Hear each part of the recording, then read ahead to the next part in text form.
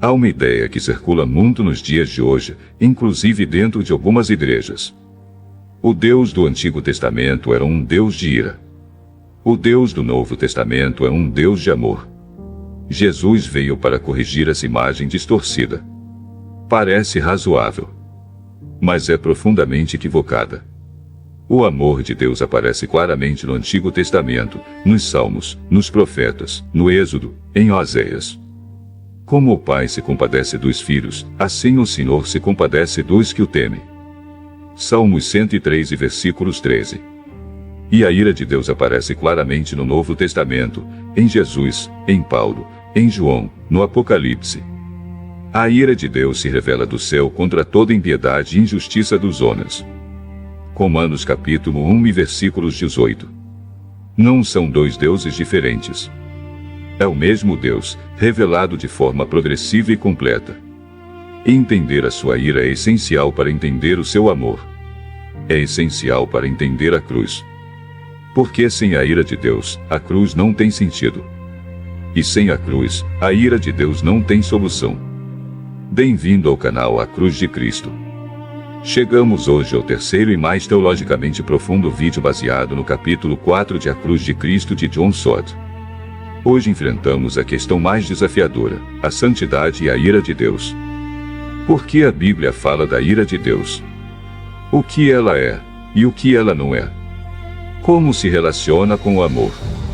E o que a cruz tem a ver com tudo isso? Vamos em 4 movimentos: a natureza da ira divina, a diferença entre ira humana e ira divina, as 5 metáforas bíblicas da santidade de Deus, e a resolução na cruz. Antes de dizer o que a ira de Deus é, precisamos desfazer a caricatura, porque ela é muito comum.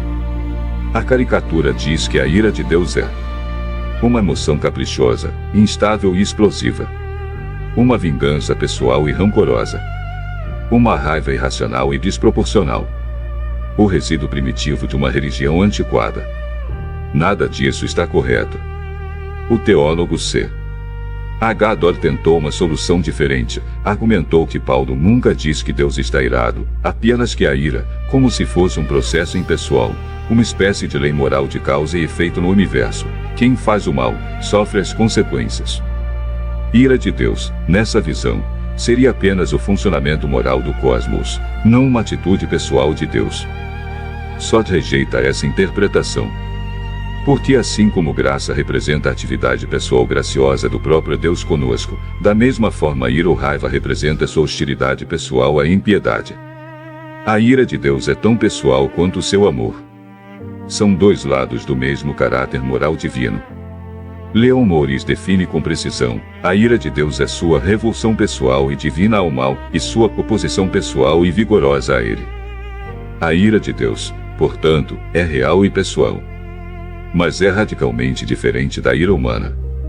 O teólogo James Denney definiu a ira humana como o ressentimento ou a reação instintiva da alma a tudo que percebe como errado ou prejudicial, e da repulsão veemente daquilo que fere.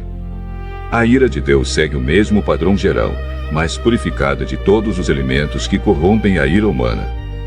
Compare as duas. A ira humana é frequentemente arbitrária, dispara por coisas pequenas. É descontrolada, uma explosão espasmódica. É contaminada por sentimentos de vingança e ego ferido.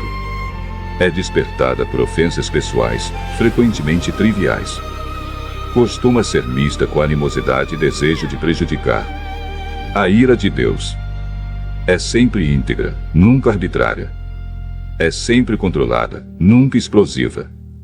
É totalmente livre de animosidade pessoal. É despertada somente pelo mal, não por ego ferido.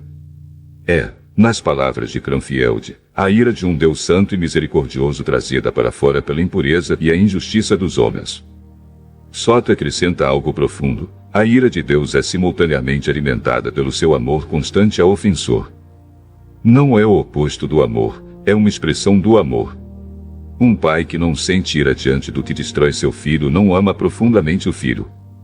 Um juiz que não sente ira diante da injustiça não ama profundamente a justiça. Como diz o teólogo Emil Brunner, onde se ignora a ideia da ira de Deus, aí também não haverá compreensão do conceito central do Evangelho, a singularidade da revelação no mediador. sem ira, sem necessidade de mediador. Sem necessidade de mediador, sem cruz. Sem cruz, sem salvação. A santidade de Deus, e sua inacessibilidade ao pecado, é ilustrada na Escritura por 5 metáforas vívidas. Sós as examinam uma a uma. E cada uma revela algo que nos deveria fazer parar e tremer. Deus é chamado, frequentemente na Bíblia, de Deus Altíssimo, o Alto e Sublime. Sua elevada exaltação expressa tanto sua soberania sobre toda a criação quanto sua inacessibilidade aos pecadores. O trono de Deus é chamado de trono da graça, mas é rodeado pelo arco-íris e pela magnificência da santidade. Isaías viu o Senhor sentado num trono alto e sublime, e a reação foi: ai de mim! Estou perdido. Isaías capítulo 6 e versículo 5. Deus desce até o contrito e humilde, mas os pecadores orgulhosos ele os conhece apenas de longe. A altura de Deus não é separação afetiva, é incompatibilidade moral com o pecado. Intimamente ligada à altura está a distância. Quando Deus desceu ao Monte Sinai para revelar-se a Moisés, disse: coloca limites ao povo ao redor da montanha e instrui-os a não chegarem perto. Êxodo capítulo 19 versículos 12. 2.000 povoados entre o povo e a arca. Não vos chegueis a ela. Josué capítulo 3 e versículos 4. Quando Uzá estendeu a mão para estabilizar a arca, um gesto que nos parece tão natural, então a ira do Senhor se acendeu contra Uzá, e Deus o feriu ali por esta irreverência. Segundo Samuel capítulo 6 e versículo 7. Alguns comentaristas modernos consideram isso irracional e primitivo. Sot responde: não há nada de inexplicável na ira de Deus. Sua explicação é sempre a presença do mal de uma forma ou outra. E no último dia, as palavras mais terríveis que alguém pode ouvir: apartai-vos de mim. Mateus capítulo 7 versículos 23. Deus é luz, e não há nele treva nenhuma. 1 João capítulo 1 e versículo 5. A luz brilhante cega nossos olhos. Ninguém pode olhar diretamente para o sol, nem mesmo com óculos de proteção. Deus habita em luz inacessível. 1 Timóteo capítulo 6 e versículos 16. Homem algum jamais viu, nem é capaz de ver essa luz em sua plenitude. O pecado, nesse contexto, é trevas. E trevas e luz simplesmente não coexistem. Onde a luz entra, as trevas desaparecem. Onde o pecado permanece, a presença de Deus se torna impossível. É por isso que o grito de desamparo na cruz foi acompanhado por trevas ao meio-dia, a separação do Filho da luz do Pai enquanto carregava o pecado do mundo. Nosso Deus é fogo consumidor. Hebreus capítulo 12 versículos 29, Deuteronômio capítulo 4 e versículos 24. O fogo purifica, mas também consome. O calor do fogo tudo murcha e mata. Os que deliberadamente rejeitam a verdade têm uma horrível expectativa de juízo e fogo vingador prestes a consumir os adversários. Hebreus capítulo 10 versículos 27. O fogo da santidade divina não é uma ameaça arbitrária, é a natureza necessária de um Deus cuja santidade é absolutamente incompatível com o mal. A quinta metáfora é a mais chocante, e talvez a mais importante. Deus vomita o pecado e a hipocrisia. A terra vomitou os seus moradores, os cananeus, por causa de suas práticas imorais e idólatras. Levítico capítulo 18 e versículos 25. E quando Jesus ameaça vomitar os membros da igreja de Laodiceia por serem mornos, o verbo grego usado é emeu. O quadro é chocante, mas seu significado é absolutamente claro. Deus não pode tolerar ou digerir o pecado e a hipocrisia.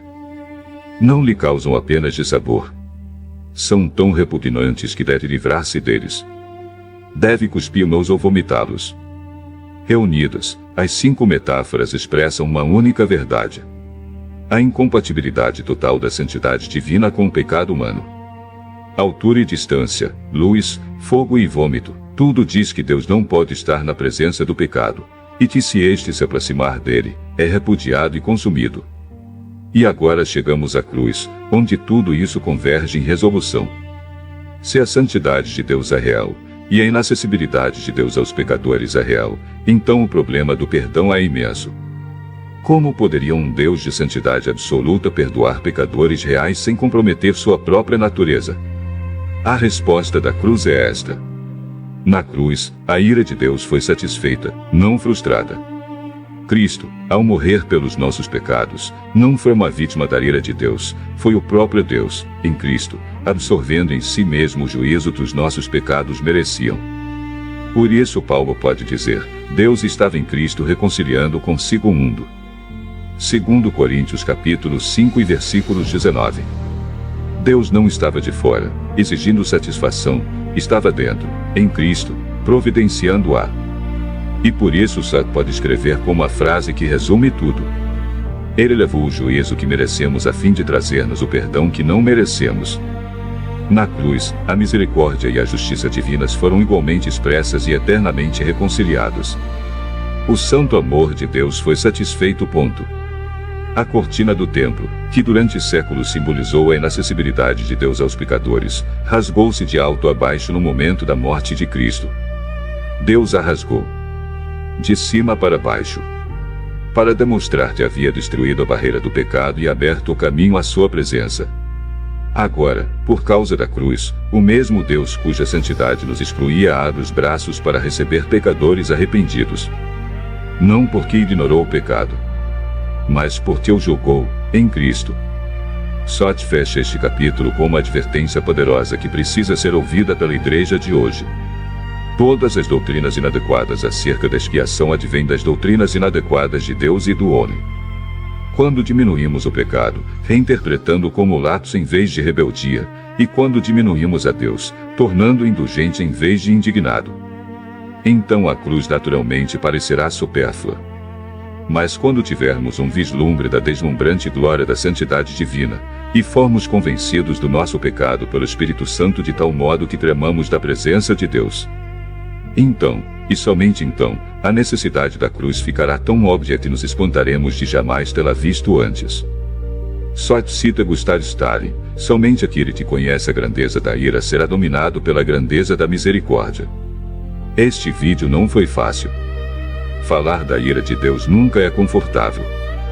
Falar das 5 metáforas, altura, distância, luz, fogo, vômito, não é agradável. Mas é honesto. E é necessário. Porque só quando entendemos a ira é que podemos apreciar plenamente o amor. Só quando entendemos a inacessibilidade de Deus ao pecador é que podemos nos maravilhar com o acesso que a cruz nos deu. Só aprendemos a apreciar o acesso a Deus que Cristo ganhou para nós depois de primeiro termos visto a inacessibilidade de Deus aos pecadores.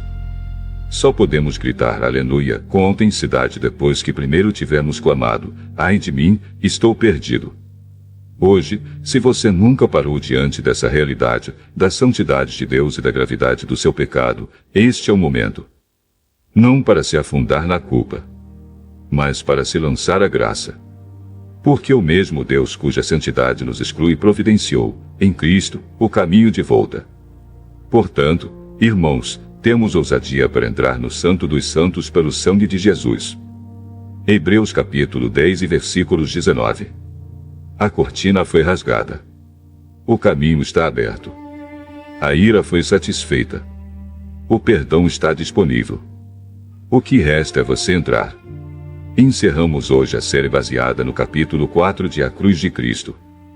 3 vídeos que juntos responderam às perguntas mais fundamentais: por que a cruz era necessária, o que é o pecado que precisava ser perdoado, e quem é o Deus cuja santidade exigia satisfação. Nos próximos vídeos, avançaremos para o capítulo 5 do Sot, onde ele explora o significado positivo da expiação, o que Cristo conquistou na cruz, e como esse Deus de santa ira se tornou nosso Pai por meio do sangue de Jesus. Inscreva-se para não perder. Deixe o like, deixe um comentário, e compartilha com alguém que precisa entender que a ira de Deus e o amor de Deus não são contradições, são as duas faces do mesmo caráter eterno e perfeito. Que Deus te abençoe. E que a cruz de Cristo seja sempre o centro da sua vida.